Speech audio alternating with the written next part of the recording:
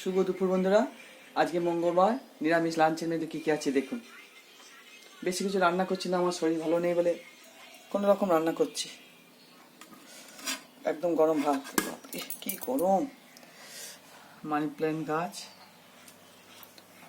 প্রথম পাতে রয়েছে নোটের শাক, আলু উচ্ছে দিয়ে চচ্চড়ি, নোটের শাকের চচ্চড়ি। এটা বড়ি দিলে ভালো লাগতো, আর ইচ্ছা করছে না করতে।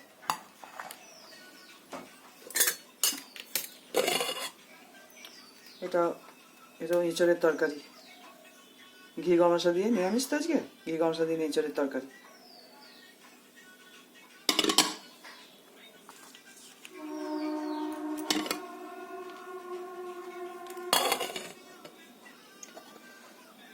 এটা একটু পটলের তরকারির মতো করে রেখেছি।